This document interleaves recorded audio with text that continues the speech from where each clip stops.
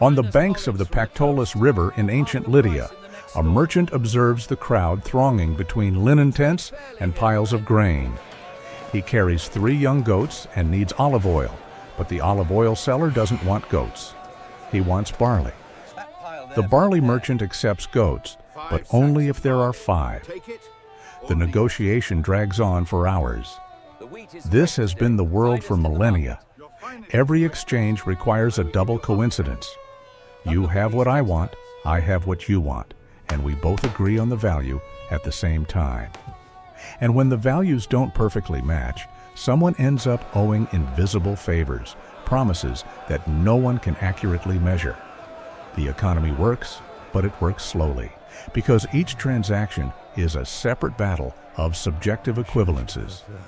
But then, around 650 BC, something changed in Western Anatolia. In the workshops of King Alyattes of Lydia, artisans began to cast small discs of electrum, a natural alloy of gold and silver found in the beds of local rivers. Each disc weighed about 4 grams. Each one received a royal seal on its surface, usually the image of a roaring lion. And for the first time in history, the value didn't need to be debated at every meeting. The disc carried its own authority. The king's seal guaranteed the weight. Standardization eliminated mistrust. Metallic currency is not merely a facilitator of exchanges. It is the invention of a common language for all things. Before it, the economy was a babel of incomparable values. How much are 3 goats worth in barley? It depends on the season, the quality of the goats, and the needs of each individual. After it, everything can be translated into a single unit. And this silent translation will reorganize the world. The first effect is immediate. In the Markets of Sardis, the capital of Lydia, a cloth seller no longer needs to carry sacks of wheat to buy wool. He sells his fabrics for coins in the morning. He keeps the coins in a leather pouch. He buys wool with the same coins in the afternoon. The double coincidence disappears. Transactions accelerate. And for the first time, someone can accumulate value without having barns, herds, or warehouses. Value now fits in one's pocket, but this also means that value can be stolen, lost, hidden. Wealth becomes portable, and portability is power and vulnerability at the same time. But this opens the door to something completely new. When value becomes portable and standardized, the possibility of precise measurement arises. A merchant can now calculate exactly how much profit he made in a month. He can compare the price of wheat in Sardis with the price in Ephesus. He can plan trade routes based on numerical margins, not on intuition or tradition. The economy gains mathematical rationality, and the price of this becomes apparent when those who first master this rationality begin to accumulate power systematically, while those who still think in terms of goats and barley are left behind. In the following decades, organized markets spread throughout the Aegean coast. In each city, there was now an agora where prices were loudly announced, written on wooden tablets. Lydian coins were accepted in Miletus, Ephesus, Corinth, and Athens. And the first money changers appeared, men who sat on stone stools with bronze scales in front of them, exchanging coins from different cities, charging a fee for the conversion. They were the first bankers, and what they sold was not a physical object, but trust in invisible proportions. Trust that the Corinthian coin was truly worth what they said. Trust that the weight had not been tampered with. Currency also creates a new class of people. Before, power was concentrated in those who owned fertile land and large herds. Property was destiny. Now, those who accumulate currency can buy land without having been born there. They can hire workers without having a large family. They can lend capital and collect it back with interest. For the first time, wealth and territory are separated. And this is profoundly liberating for some, devastating for others. Aristocratic families who have lived for generations on the same land see urban merchants buying their properties with metal discs.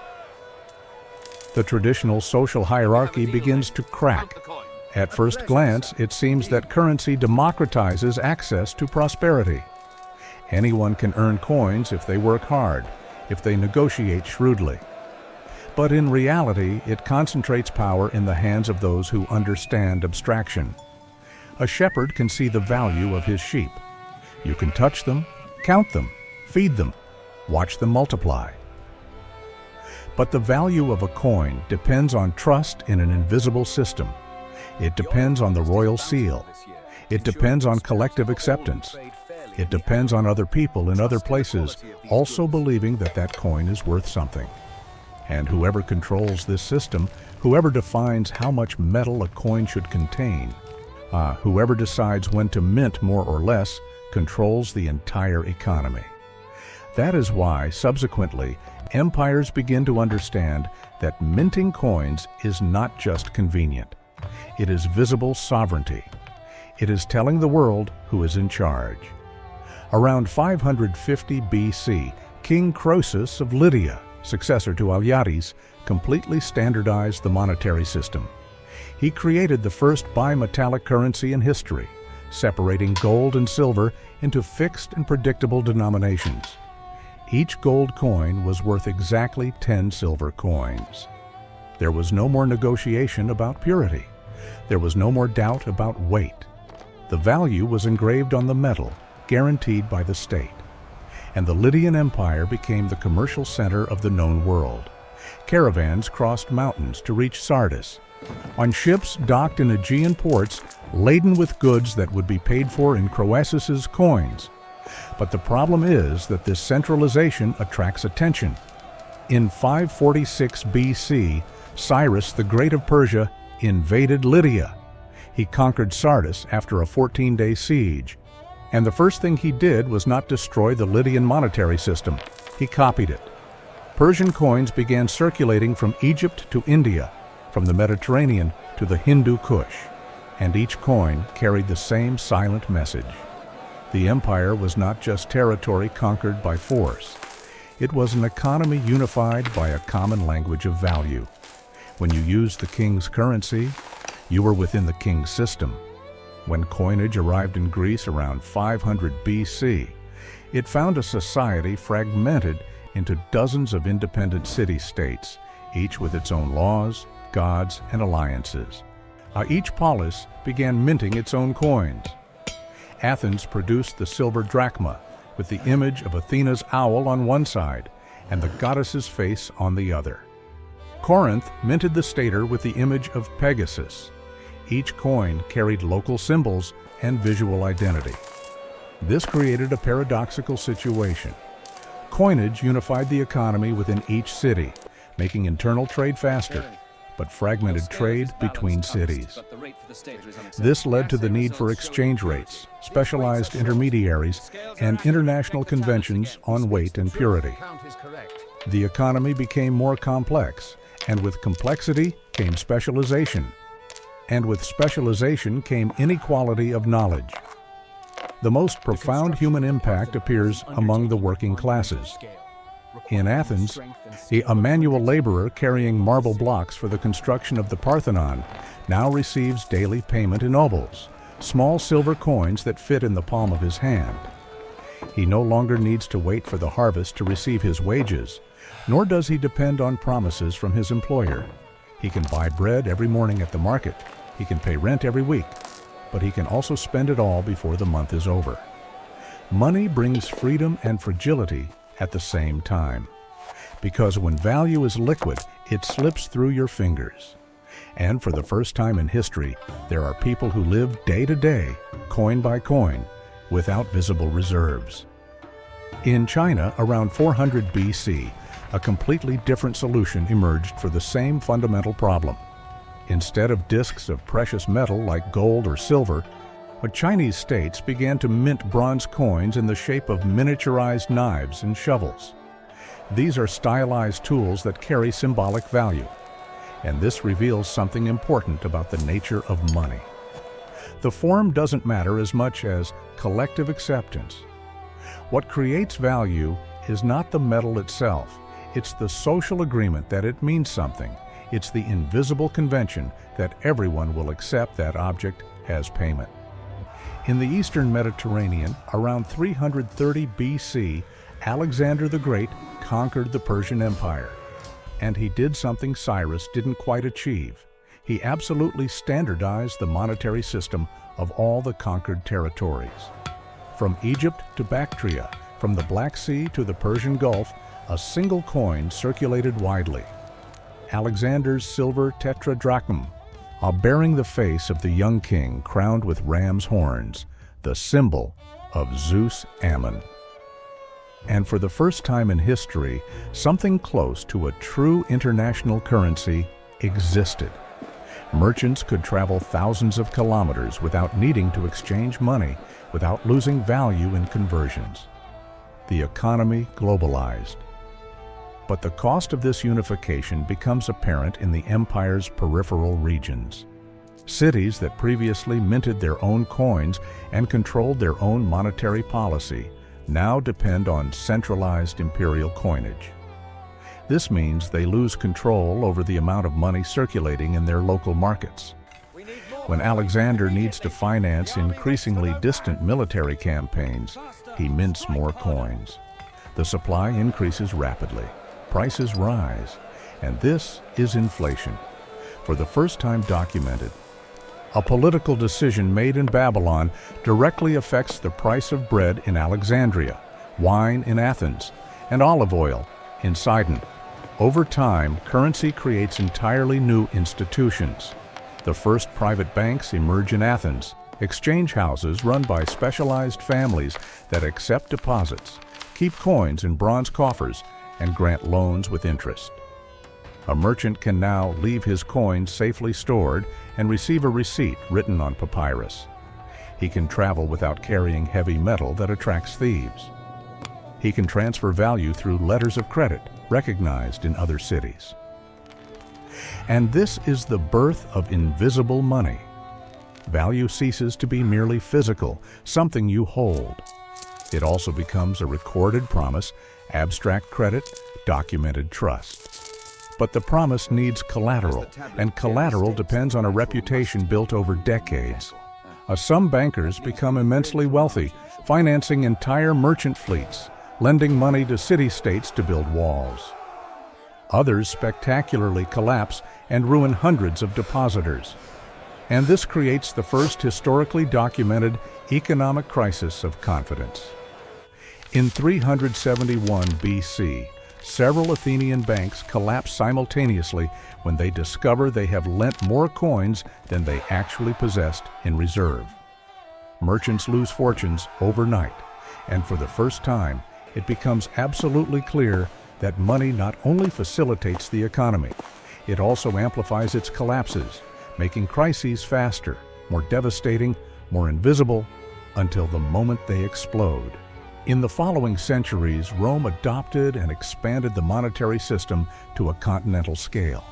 The Roman denarius became the most widely accepted and recognized currency in the ancient world, circulating from Britain to Mesopotamia.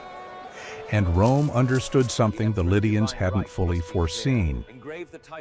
Minting coins wasn't just an economic tool, it was daily political propaganda. Each denarius bore the emperor's face, his titles, his military victories engraved in silver. Every commercial transaction was a visual reminder of who ruled, of who guaranteed the order that allowed trade to exist. The coin became a tool of symbolic control. And when the empire weakened, when trust wavered, people began to melt down the coins to extract the metal, because they discovered that the symbol could lie, but the metal couldn't. We gained brutal efficiency. We lost complete transparency. Before money, you could see exactly what you were exchanging. 5 live goats for 10 heavy sacks of wheat.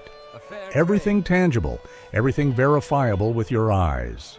Now, you exchange real objects for abstract symbols coined by distant authorities.